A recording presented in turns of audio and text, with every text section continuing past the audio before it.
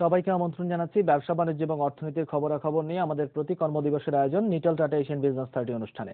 এই অনুষ্ঠানের মাধ্যমে আমরা আপনাদের জানাবো দেশের এবং দেশের বাইরের অর্থনীতির প্রয়োজনীয় সব খবর ও গুরুত্বপূর্ণ তথ্য।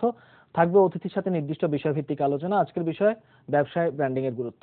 আর সব আয়োজন নিয়ে আপনাদের সাথে আছি আমি আহমেদ রাজু। শুরুতে আপনাদের জানিয়ে দেব কিছু সংক্ষিপ্ত বাণিজ্য সংবাদ। হরতাল ও ধর্মঘটের কারণে টানা 8 দিন হিলি স্থলবন্দরে আমদানি রপ্তানি বন্ধ থাকার পর ফের চালু হয়েছে। সকালে প্রধানমন্ত্রীর আশ্বাসে ব্যবসায়ীরা অনির্দিষ্টকালে ধর্মঘট প্রত্যাহার করে নিলে বন্দর আবারও সচল হয়।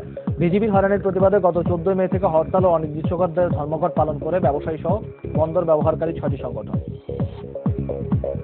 মাছের উৎপাদন বাড়িয়ে রপ্তানি করতে নানামুখী উদ্যোগ নেবে সরকার বলে জানিয়েছেন প্রধানমন্ত্রী শেখ হাসিনা। সকালে মৎস্য ও প্রাণী সম্পদ মন্ত্রণালয় পরিদর্শনে গিয়ে মন্ত্রণালয়ের কর্মকর্তাদের সঙ্গে মত বিনিময়ে এই কথা জানান প্রধানমন্ত্রী।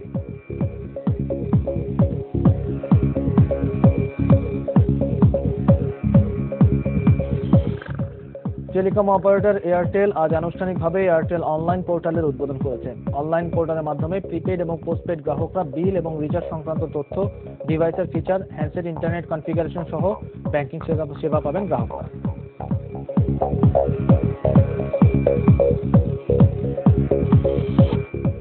প্রাইস বন্ড ও বিভিন্ন সঞ্চয় প্রকল্প বিক্রির কমিশন থেকে 10% উৎসে আয়কর কর্তনে তফসিলি ব্যাংকগুলোকে নির্দেশ দিয়েছে কেন্দ্রীয় ব্যাংক।